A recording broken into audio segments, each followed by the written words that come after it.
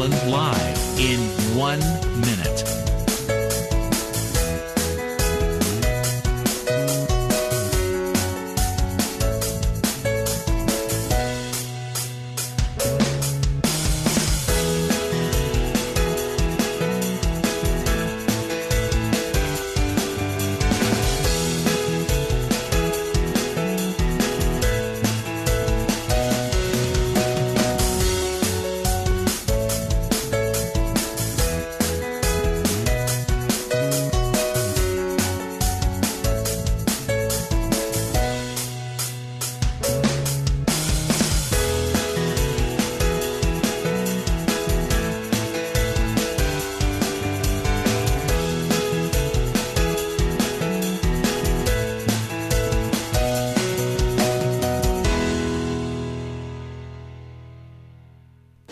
Welcome to Lynn Cullen Live at pghcitypaper.com. Email your questions and comments to Lynn at pghcitypaper.com.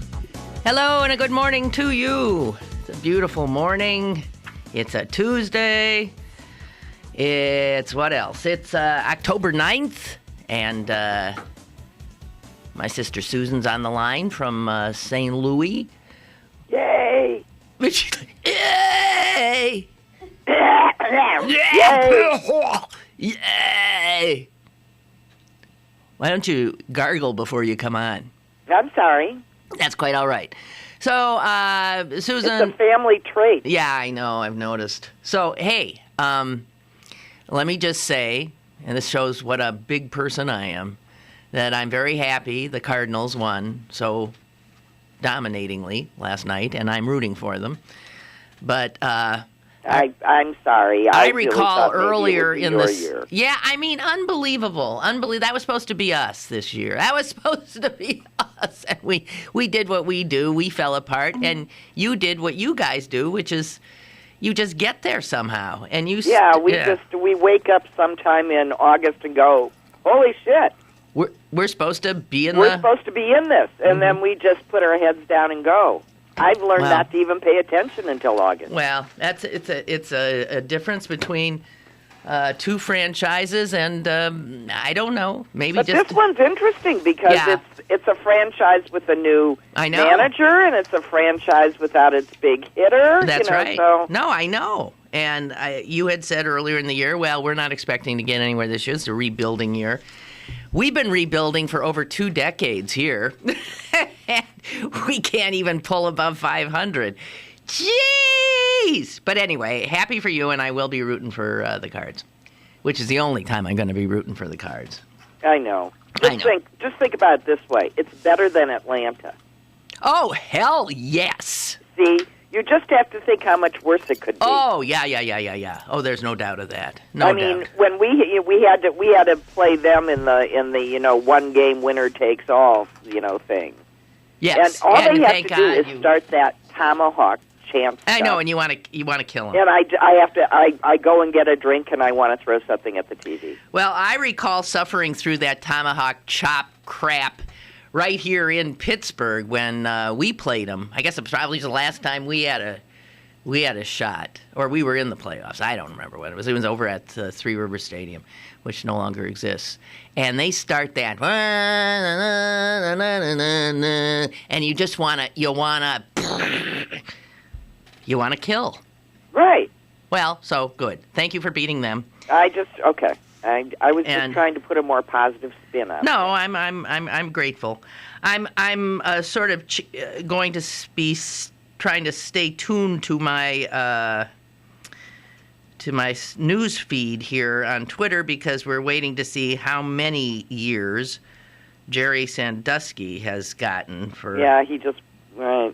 Well, the hearing says he's innocent, and it's all those. It's amazing that he would put out that seeker's fault. It's amazing. What I don't get is how does somebody who's in prison. Have you ever heard somebody from prison release an audio tape the day before his sentencing in which how do you do that? And it was the student radio station at Penn State that had it. Well, somebody got in to interview him. I don't know. That's how that happened. I don't know. He had a visitor who was allowed to have a recording system, and he interviewed him. I don't think so. I don't think this was an interview. I think this was a statement. It says, I have the complete transcript here. It says this is a complete transcript of the statement Jerry Sandusky delivered Monday from jail to this student-run radio station at Penn State. I don't know. And was it written, or was it? No, it's voiced by him. Huh. Well, then he has recording equipment in his cell. Well,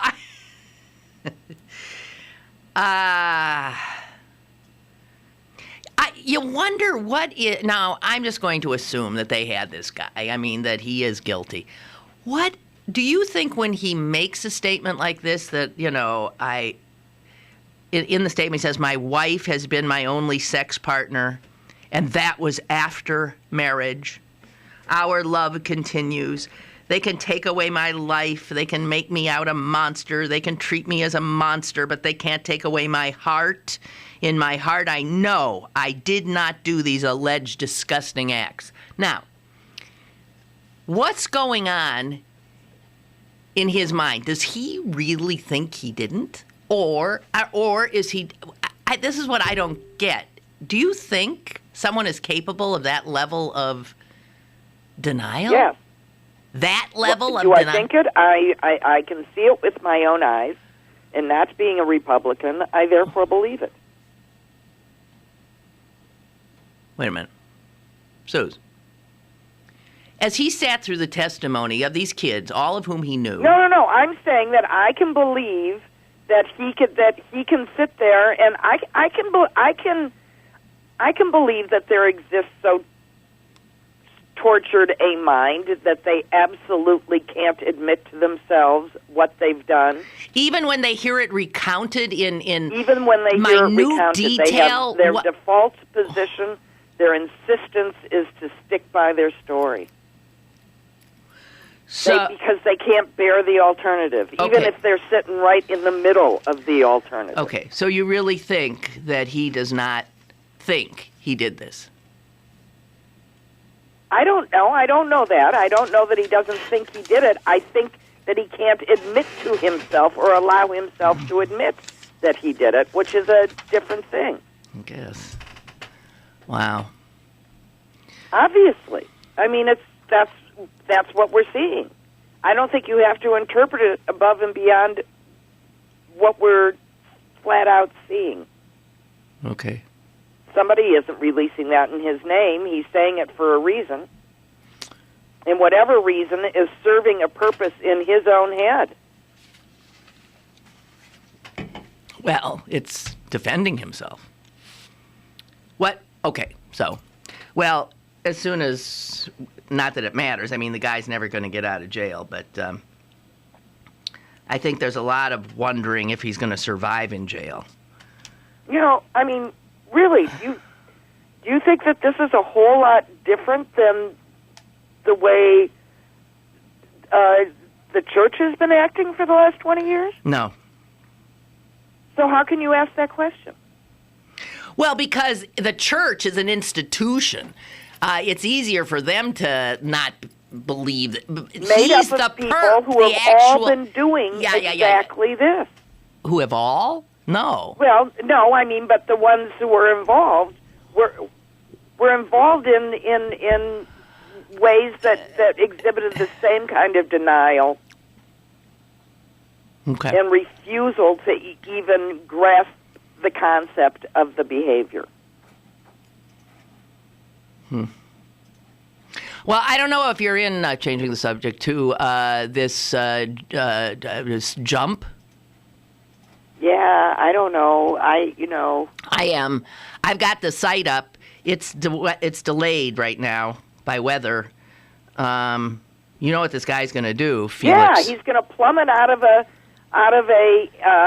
weather balloon up 55 gazillion miles, and he's going to hit the speed of sound and hopefully produce a sonic boom with his very own little body and live to tell the story.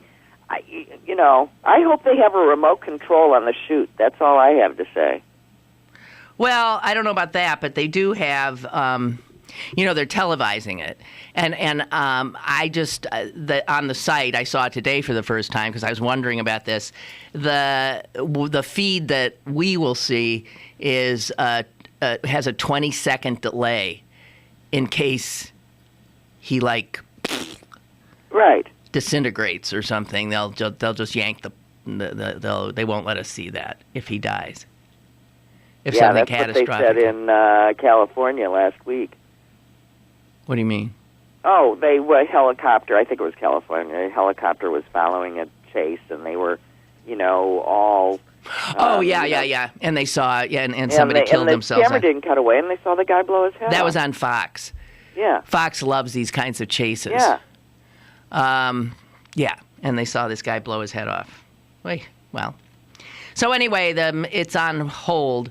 The skin, get this, the skin of the balloon that will take him up to 55 miles above the earth or whatever it was, is so thin. It is, you won't believe this, it is 10 times thinner than a plastic sandwich bag. 10 times thinner. No, I believe that. I mean, but I believe that because I know that there's whole labs that are designed to, to do this microscience. But that means, Susan, that even the slightest little thing that might be in the air, I mean... No, that isn't what it means. A drunken bird bumps into it. No, it means it's thin. It doesn't mean that it's weak. Thin doesn't mean weak? No. All right. Maybe you're right.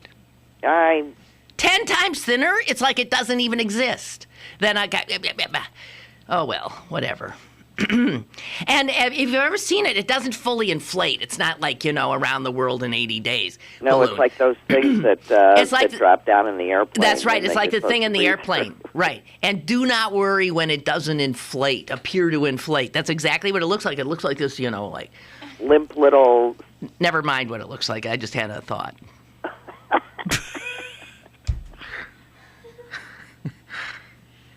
Speaking of that, there was a great tweet, which I retweeted, which said, somebody opined that the reason for the launch delay was that they, for the first time, realized that they couldn't fit Felix's balls inside the capsule.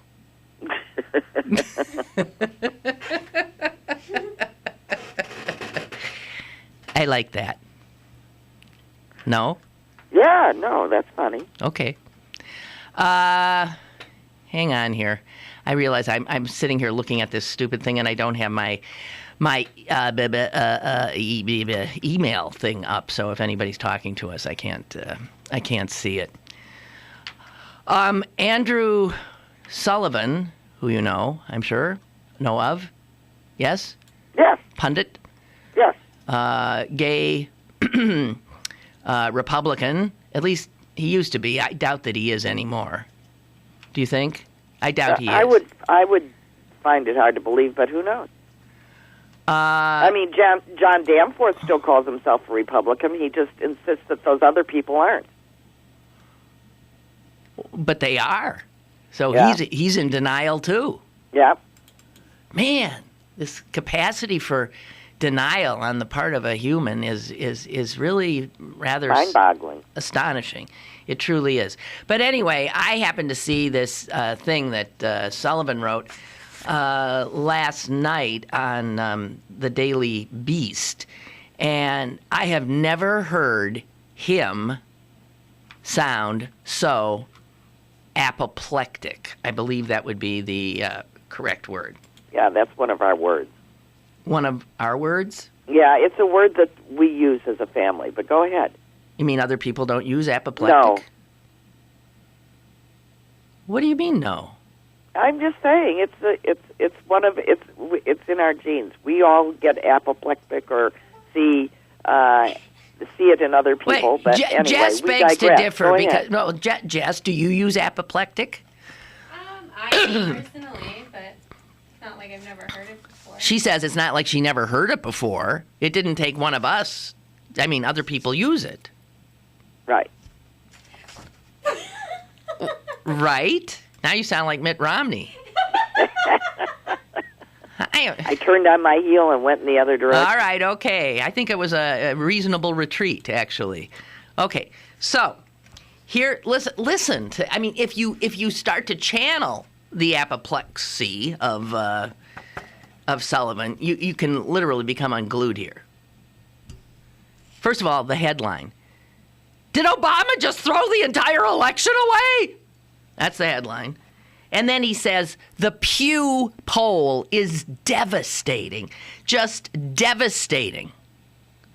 Now, I've seen the Pew poll numbers reported in other publications today, and nowhere does it get the kind of, hysterical spin. But listen to this. Before the debate, the Pew poll had Obama up 51 to 43 for Romney. Okay? Mm-hmm. The poll now, after the debate, has Romney ahead 49, with Obama 45. And what Sullivan says is that is simply an unprecedented reversal for a candidate in October. Before, Obama had leads on every policy issue and personal characteristic. Now Romney leads in almost all of them. Actually, Obama's performance gave Romney a 12-point swing. And then he goes on, I repeat, a 12-point swing. I was going to say, clear your throat. All right. And he goes on and on and on. Has any candidate lost 18 points among women in one night? Because that's what this poll says that Obama managed to pull off. He wasn't engaging. No, he was not. Well, it's pretty huge. It is pretty huge. It's big. He screwed up big. It ain't over till it's over. I'm really not all that worried about it. Well, I think we should be all that worried so that we don't get... They're saying that Republicans now are totally energized, and Democrats seem less enthusiastic and dispirited. Well, then shame on everybody. Okay, well, I am saying you can't... There's still this complacency where, well, I know. Blah, blah, blah, blah. Talk about denial. Romney could win this. Of course. I don't think he will either, but that's just because I can't bear to think otherwise. Absolutely he could win this, and absolutely we have to turn out our vote. And for all sorts of reasons. You just remember, I got Senator Tom Aiken sniffing up my behind. Ugh. By the way, I follow him on Twitter. Is that not scary? Yeah, and he always calls his opponent in an effort to not be respectful to her, or he calls her Claire, always. He never call Claire. We've got a call. Right. Hello, caller. Hello, Lynn. Hi. Hey, Lynn, you forgot to mention that Obama was on the Gallup poll yesterday, and he was up by 5. So who do you believe? Give me a break, I can't believe it, but that's all I have to say. Thank you. Have a good day. Thank you. I'll tell you who I believe. I believe whoever paints the darkest picture. Right, because that's the safest thing. That's the safest thing. Always be prepared for the worst case scenario. And it's also my nature, And then when you have Andrew Sullivan literally having a breakdown. Yeah, well, I think it's a mistake to look at, to act like there's no time left and oh my God. I think all it shows you is that the American public is continually and now even faster running from one side of the ship to the I don't know. Honest to Pete. Sandusky sentenced to 30 to 60 years, which is a lot less than anybody thought. He could have been sentenced to 400-something. That's amazing. Well, 30... that means he could be out, like in 15 years. No. I don't think that guy ever gets out. Well... And he's old enough that, what you're saying, he'll be out in half of 30. I'm not saying he'll be out. I'm saying that when depending on the sentencing reads, I know. that you take the minimum and then you get time off for good behavior and you get parole hearings and you get blah, blah, blah. So, Okay, so he gets out when he's 85. He's in his 70s, isn't he? Yeah, I believe. Looks like it. No, I think he is. And I don't know. That's Reuters. That's the first report I have seen, Reuters reporting. And obviously there could be more information there, like, minimally 30 served or something. I mean, they ain't letting him out. I'm quite sure. Oh, okay. I think I should take a break. Okay. So, Sandusky's going to jail. Felix, the Fearless, has not jumped. And although I'm considering it, jumping, because these polls do have me nervous. I'm so mad at the president, I can't see straight. I am. I'm mad at him. Yeah, I am too. I was left with a feeling of just anger. I've been trying to figure out what was going on, whether there was some horrifying crisis that we were not... No, that's what everybody was trying to do. But that's what, oh, God, I hate that when that happens. Excuse me. I forgot what I was going to say. We were talking about a crisis, whether everybody thought it was a crisis. Yeah, no, I don't think that was it. And I think Jon Stewart said it best. And he just said, Just because you don't like to do it doesn't mean you don't have to. Right. And we all have jobs. We all got to do stuff we don't enjoy or we don't like, but we got to do them well. There's no excuses. And the other thing he said that was so right, which is why I'm angry, is, hey, it shouldn't be that we want this more than you want it. Right. And all of your supporters watching that debate were freaking because we had much more of a hunger than you seem to. You just seemed like, who'd want to elect somebody who looked like that? Mad at him. Okay. We got to take a break. We'll be back. More is on the way with Lynn Cullen Live. Go to bergbargains.com for great deals on tickets to the Science Center, City Theater, History Museum, Carnegie Museums, and some of the best restaurants in Pittsburgh. This week, get discounts on gift cards from Outback, Olive Garden, and Nordstrom's. Bergbargains.com. Local deals, local merchants. Bergbargains.com. You like movies? Gosh, I love movies. I've been going to so many lately, I can't even remember what I've seen from day to day. The best movies, you know where they are? They're at film festivals. There's a great film festival opening here in Pittsburgh. I believe that would be this Friday, or is that Thursday, the 12th? October 12th. It's Real Q, R-E-E-L-Q, used to be the Pittsburgh International Lesbian and Gay Film Festival. Now they've shrunk all that down to a much snappier name, R-E-E-L-Q. By the way, all the information, all the movies, all the times, everything you want to know is available on the internet at, guess what? Yes, realq.org. REELQ.org. And we're talking about films from all over the world, German comedies, tearjerkers from Canada. There's a new American film about James Dean. There are short films. There are docs. There are all kinds of stuff. Just wonderful, wonderful, wonderful stuff. There's even a film with our own Vanessa German, our good buddy artist, in it. And that I've got to see for sure. Everything screens at the Harris Theater downtown in the Cultural District. And as we said, it starts on Friday, goes all the way through October 21. Again, log on, find out everything you need to know at realq.org. I didn't know about chronic obstructive pulmonary disease until I took the wheel and lent my support to Drive for COPD. Help Americans take action against this leading cause of death by logging on to driveforcopd.org to learn more.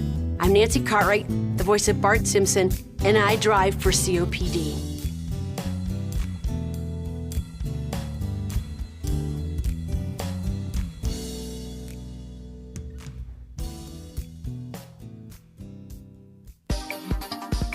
You're listening to Lynn Cullen Live at pghcitypaper.com. Once again, here's Lynn Cullen. Okay, regarding Sandusky, yes, the sentence that Reuters was correct, and now everybody else is chiming in, 30 to 60. But the sentence is, according to Andrew Stockey of WTAE, he says he was sentenced to not less than 30 years, but no more than 60.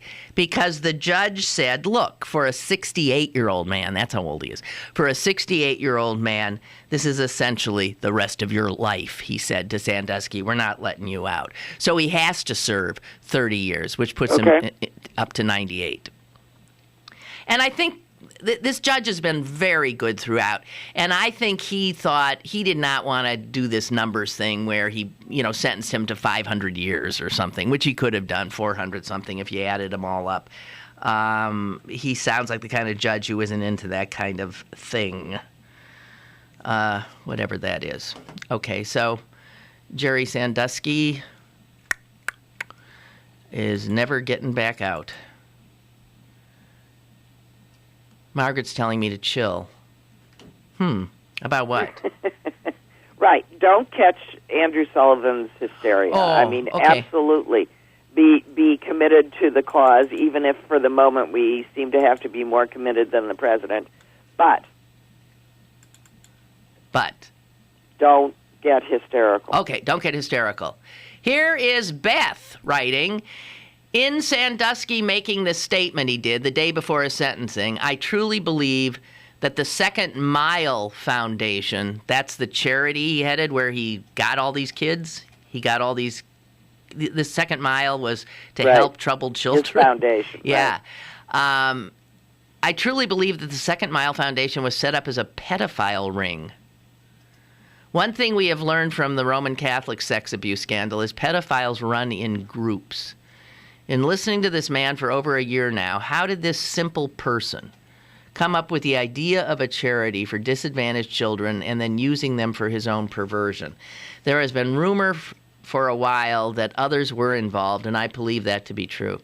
Why would you allow Jerry Sandusky to go on NBC with Bob Costas without a prepared statement? And yet the day before sentencing, he reads a prepared statement? Why are the Pennsylvania House Republicans blocking all measures from inviting the feds in to investigate why it took our then Attorney General so long in his investigation of Sandusky? By the way, our then Attorney General is now our governor. Why did Governor Corbett never return his campaign contributions to the board members of the Second Mile Foundation? Why did our Pennsylvania Secretary of State not freeze the assets of the Second Mile Foundation and allow them to transfer funds to a charity in Texas? This whole thing stinks, and I'm afraid we'll never know the truth. Well, Beth, I don't know. So some people think Sandusky's essentially what? The fall guy for a bigger endeavor? That this was that the whole foundation was riddled with pedophiles. I don't. It's why wouldn't the authorities why would anybody want to protect them? Yeah. Well, what would be in it for them? That's what I don't know. Whatever. I mean, the church is protecting its particular reputation and not wanting this group of people to ruin everything they do, but the foundation would probably feel the same way. Chuck writes, a couple of comments about the Romney bump in the polls. He says, I always remind myself that polls, if they are accurate, are a reflection of how people would vote if the election were held today and not a reflection of how people will vote in November. Polls never take into consideration the concept of turnout, which on the day of the election can be influenced by many factors, including the weather. The turnout for the 2004 election was greatly different than the turnout for the 2008 election. Obama can overcome these polls if the turnout is big. Although it was understandable that liberal media outlets like MSNBC were hard on the president for his debate performance, you have to wonder if their continued criticism is as much to blame for the Romney bump as was the president's performance. So Chuck wants MSNBC and I guess me too, who's still bitching about it, to shut up and move on. Well, there is a whole group of people that believe what they're told to believe. And there was some studying done to point out that, that the big sweep from one side to the other was largely this group of people that are told that Romney won the debate. And once they're told Romney won the debate, more people believe that Romney won the numbers feed on themselves. Well, and I think they can show that. Even most Democrats thought Romney won the debate. Yeah. I thought he won the debate, but I didn't care. Right. And when we say won the debate, we're talking truly about... We're talking stylistically. Style, we aren't because talking we about know... substance. No, we're because talking he was about lying. The perception of the public. Right, exactly right. Because it's a performance. Hello, caller. Okay, go. Caller, hello. Hey, good morning, Lynn. Good Hi. morning, Susan. Hi.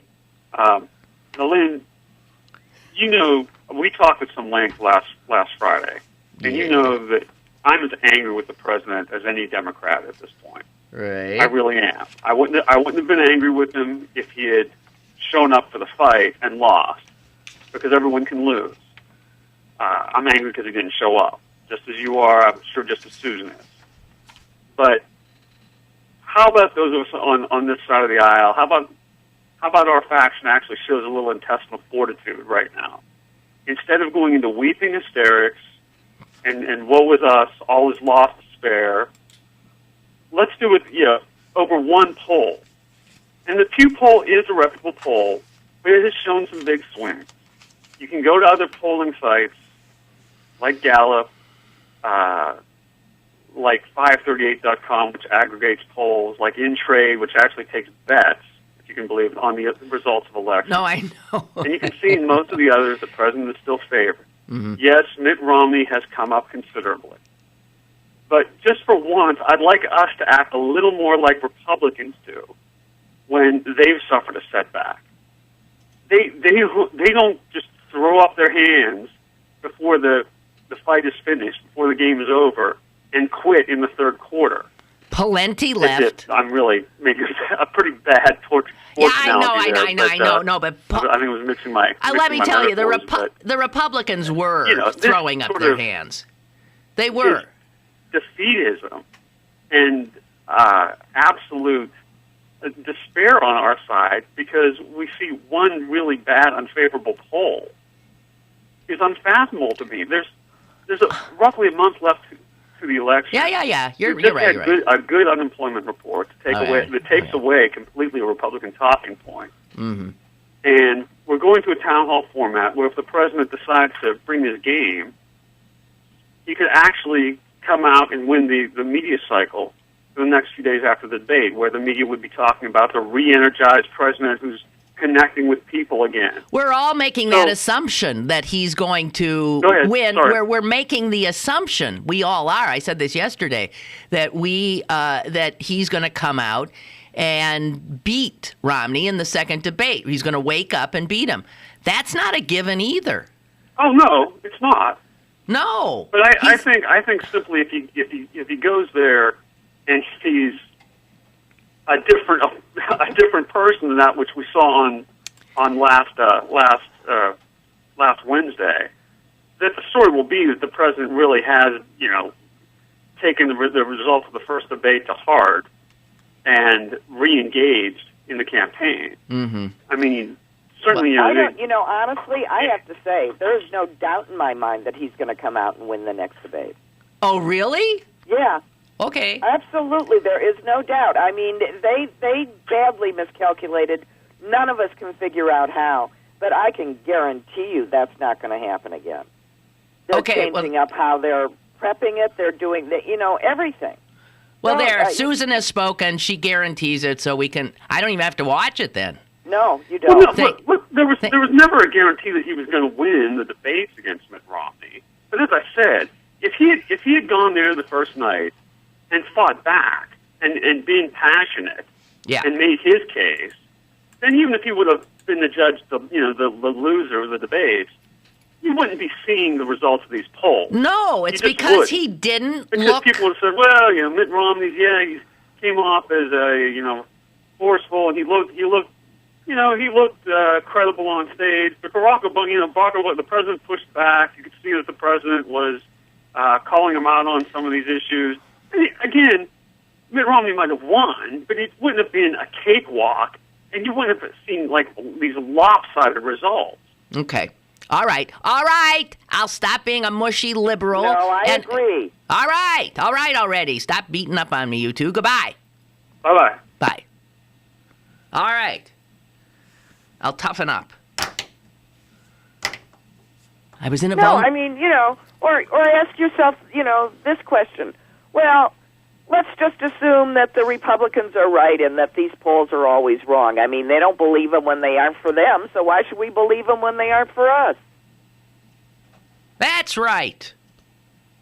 We Or is this the week that the polls are all accurate? We like them polls that have us on top. As a matter of fact, I'm not so sure that this poll has not been skewed by the conservative media. Right. There you go.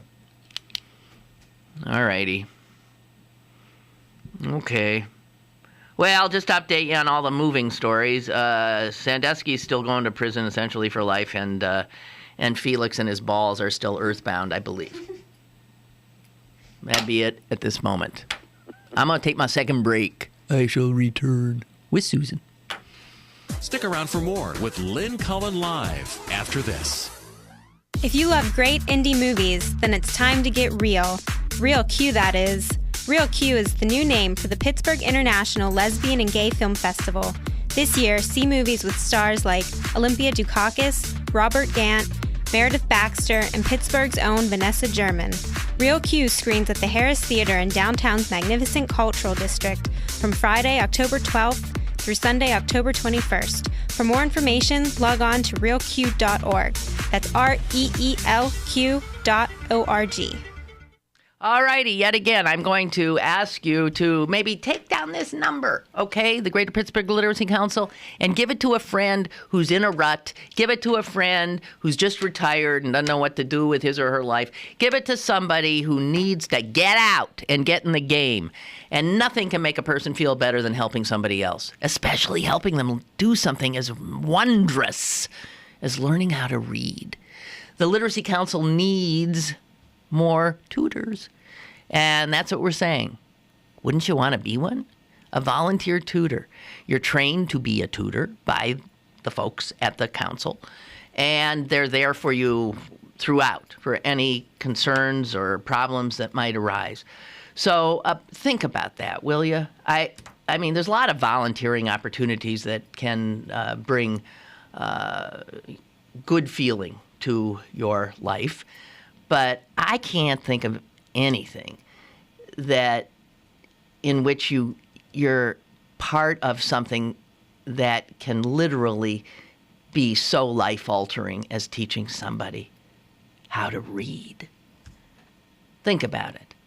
Greater Pittsburgh Literacy Council. Check them out on the internet, gplc.org. Or here's the phone number, 393, that's a 412 in front of it, 393-7600. Pittsburgh City Paper is available now. Pick up one today for Neil Young, Jeffrey Toobin, Amy Schumer, and the Pittsburgh Opera's Rigoletto. Pittsburgh City Paper, available at over 1,700 locations throughout Western Pennsylvania, and on the web at pghcitypaper.com, and on your smartphone at citypapermobile.com. Now, it's back to Lynn Cullen Live at pghcitypaper.com. Hello! Welcome back. All right. I yesterday, Susan, I talked about this Republican. If we really knew in a more intimate way the members who make up this Republican-dominated House of Representatives, we would not sleep at night. No, are we talking about the science guy? Yes. Braun, or I think his name is Braun. He was the one. He's a doctor. He's a doctor. Can you believe this?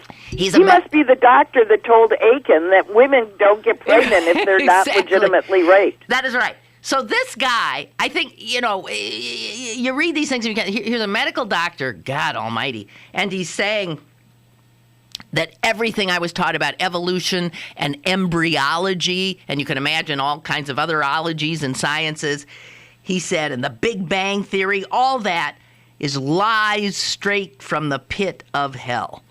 Okay. I'm getting used to this kind of lunacy on the part of Republican members of Congress. But the thing that freaked me out is he sits on the House Science Committee. And who put him there? Guess who else sits on the House Science Committee? Your congressman, Todd Aiken, who thinks women have this magical thing that shuts down unwanted pregnancies. And that's why we have so few of those kinds of births. Okay, so both these clowns are on the Science Committee. Let me introduce you. You will run screaming. Let me introduce you to a few other members of this current, unbelievably, the worst Congress in the history of this nation. And it's controlled, the House, by the Republicans. Let's see, when they're in control, who's on the Science Committee, okay? We've already heard about Dr. Brown, the pit of hell guy. And we know of Todd Aiken, the magical pregnancy rape thing. The chair of the committee is a guy named Ralph Hall. He comes out of Texas. About climate change, here's a quote from him. I'm really more fearful of freezing. And I don't have any science to prove that, but we have a lot of science that tells us they're not basing it on real science anyway. That's the head of the Science Committee. Right. Let's just put together a committee of idiots that don't believe in science. And put them on the Science Committee. But, I have said... And how can you even have a sentence in English that says that don't, or a clause that says that don't believe in science? Susan, I have said since I've been yapping into microphones, so this has been decades and decades, I have said this is one thing I've learned from watching what happens when Republicans win elections and when Democrats win elections. When Republicans win and have power, they take over all of the governmental agencies, the cabinet. It's like the Inquisition. And they turn them on their ear. So that the Environmental Protection Agency becomes the Polluters Protection Agency, right? The Department of Labor becomes the Department of the Bosses. The Department of Natural Resources becomes, you know what I'm saying, because they Yes, I do, and it's true. They don't. So here's the Science Committee of the House of Representatives. Are people who don't believe in science. Right. This is what they do. Okay, I'm not done. I haven't introduced you to the whole bunch of them. Republican Roscoe Bartlett of Maryland. He agrees with Aiken on pregnancies. There are very few pregnancies as a result of rape, thank God, and incest. It's tiny. It is just a tiny, tiny percentage. Okay? Here's another one. This one's from Texas, too. Representative Randy Neugebauer. He's the one who was best known for yelling out, "Baby killer!" Remember that? Yeah. During a House debate on Affordable Care Act. Baby killer. Also on the Science Committee, Representative Dana Rohrabacher, California. He doesn't believe in global warming. And he said, there's always been these cycles. We don't know what those other cycles were caused by in the past. Could be dinosaur flatulence,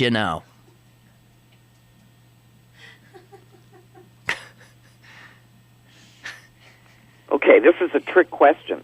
Yeah. When did the dinosaurs roam the earth? According to who? These guys.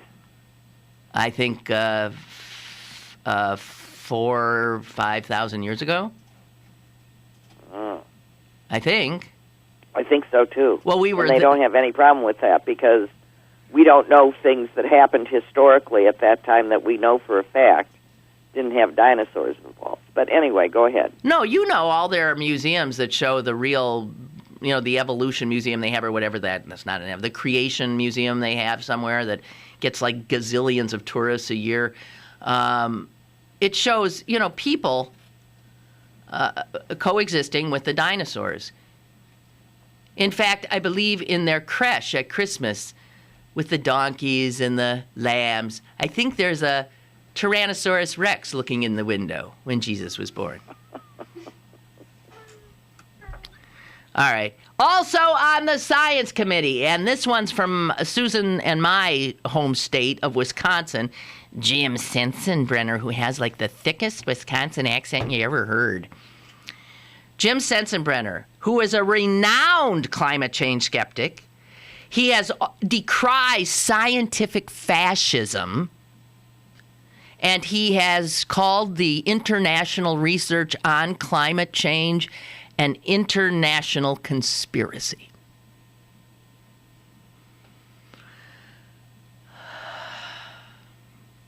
I'm not done. I was having such a good day. Do you believe this? These are the members of the House Science Committee put there by Republican voters. This is what happens when you put Republicans in charge of science. Sandy Adams. Here's a quote from her. I'm Christian. I believe in the biblical terms of how we came about. And she also did not want teachers to teach theories, these are quotes, that contradict the theory of evolution. What? No, that has to be the opposite. What? So, how many members is that one, well, who 2, else is 3, on the committee? 4, 5. Those are the Republicans. I mean, who knows how many members on this committee? That's got to be a majority of the Republicans because I've had 1, 2, 3, 4, 5, 6, 7, 8. Those are 8 separate Republicans. There's no way there's 16 Republicans and then, I mean, there's not like 30 people on the committee, I don't think. That must be an absolute majority. Well, we can figure it out. Unbelievable. There are 23 Republican members and 17 Democrat. You just found that on the... Mm-hmm. So how many? 27 Republicans? 23 Republicans, 17 Democrats. Okay. So that 8 is not a majority of the Democrats. I mean Republicans. Okay, you got to take one more. This is just a Republican. He's not yet in Congress, but if you let the Republicans have their way, these are going to be... This guy is even... Listen, you've heard this, I think. This guy's running for the legislature in Arkansas. Charlie Fuqua? I think I have heard Yeah, that, yeah. Okay. He's actually written a book, and it's called God's Law, the Only Political Solution. Here is, I quote, a passage. The maintenance of civil order in society rests on the foundation of family discipline. Therefore, A child who disrespects his parents must be permanently removed from society in a way that gives an example to all other children of the importance of respect for parents. The death penalty for rebellious children is not something to be taken lightly. The guidelines for administering the death penalty to rebellious children are given in Deuteronomy chapter 21, verses 18 through 21. He's saying that if you have a rebellious child, you can kill them. You can kill them. Yeah, absolutely. He goes on to say this would rarely be used, but the threat of death would be a tremendous incentive for children to give proper respect to their parents. And all you have to do is kill one or two, and they'll know that the you rest ain't will kidding. Get the idea. Well, listen, we aren't so backward. Until 1990, I think in Brazil, a husband could kill his wife if he just thought that she was, cheating on him. Oh, my God. Anyway, you can't make this stuff up. That's all I have to say. Dana, who would want to? Jesus God. The world has gone mad today, and it's mad today.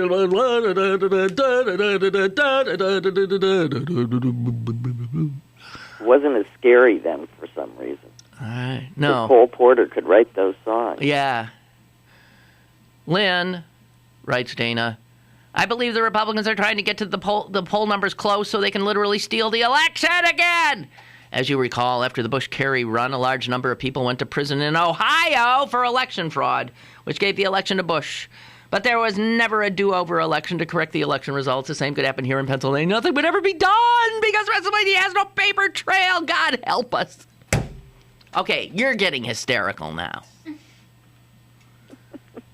Everybody calm down. Calm down. Oh, so Susan... Yes. Headline, USA Today, front page, Protestants lose majority status. Those poor downtrodden Protestants. Oh.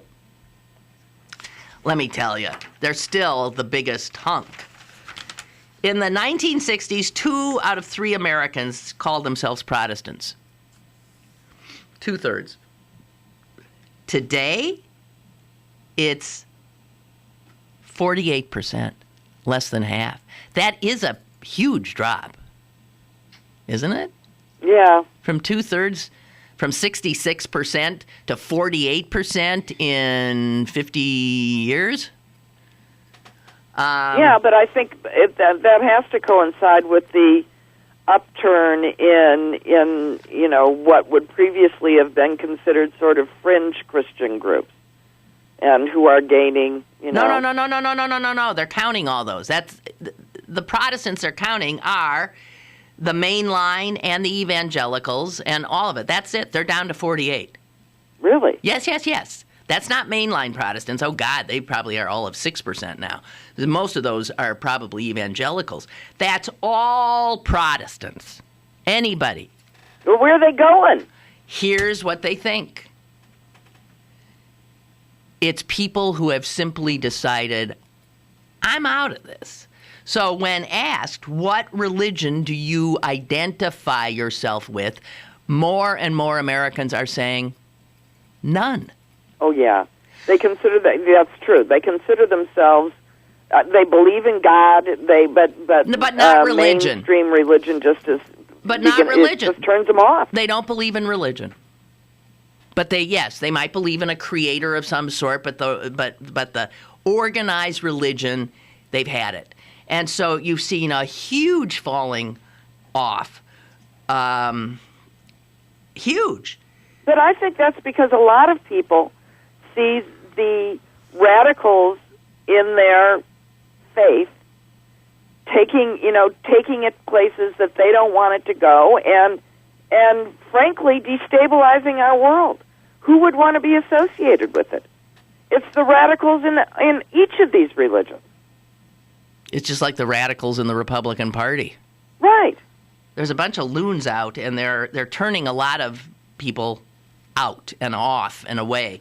So 1 in 5 Americans, 1 in 5, it's 19.3%, so we'll just make it 1 in 5 Americans now claims no religious identity. 1 in 5. It has never been anywhere near that high. It constitutes then the third largest group in the survey. So you have 48% Protestant, 22% Catholic, 20% nothing. That's huge. 2% Mormon. This is the makeup of America. 2% Mormon, 1% Orthodox, and Susan, you and me, we don't even count. There's just another category called other that is 6%. So that would be Jews, Muslims, Hindus, Buddhists, whatever. Really, Jews don't even get a percentage. Because Jews are different from the way they would make that out. Because even if we are not affiliated with the synagogue, we would still consider ourselves Jews. Not necessarily, I guess. I don't know. No. And they say more and more and more and more young people are identifying as young. So none.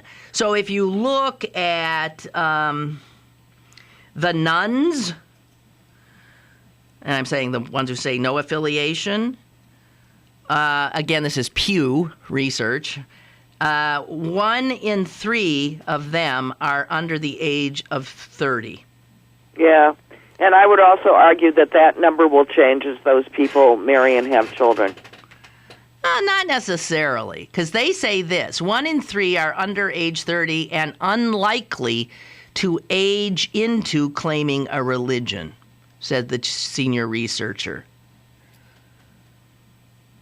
Now, maybe if they say, oh, I got a kid and I want my kid to go to Sunday school like I did, or at least learn blah, blah, blah, because they saw that as a positive, then maybe they do that. But that kid still is not going to be getting much of a... No, but I do think that people's attitudes toward the practice of a religion go through different phases during one's life.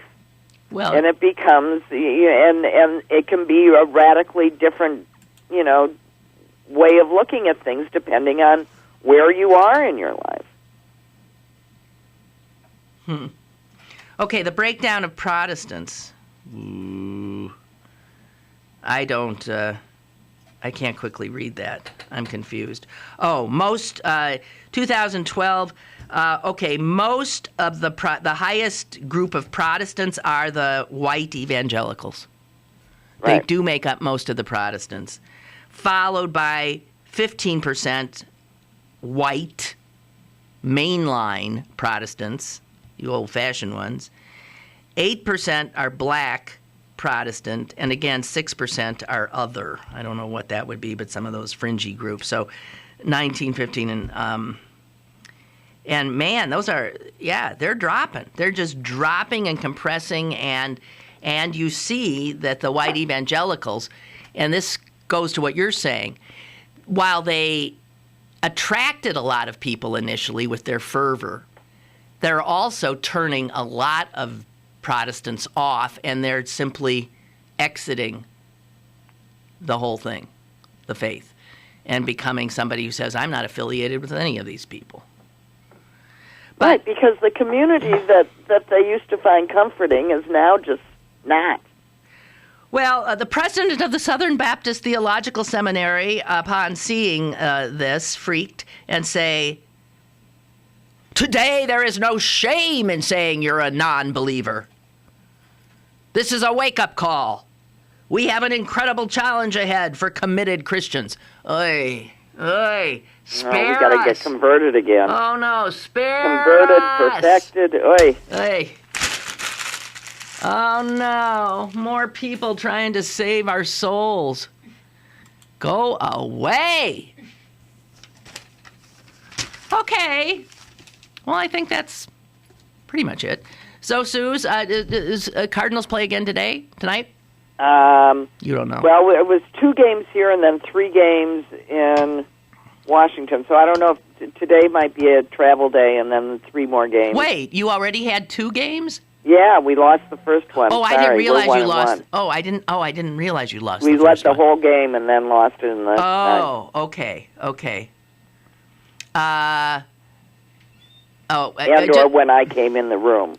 Okay, just a quick at his sentencing hearing, Sandusky still claimed his innocence and said in a meandering speech, "I speak with hope for a brighter day, not knowing when that day will come." And Andrew Stockey is reporting that it went more than 5 minutes and was replete with tons of football analogies, and that Sandusky choked up on several occasions. Okay, there you have it. Okay, Suze. Okay, bye. Thank you for joining us. Bye. Have a good one. And you guys potter tomorrow, and we'll pick his brain a little bit. And I will try to get a little more,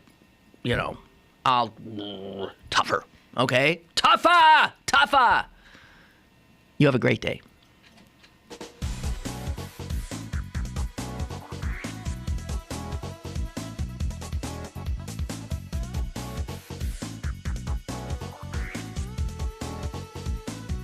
Lynn Cullen Live, Monday through Friday from 10 a.m. to 11 a.m. and archived at pghcitypaper.com.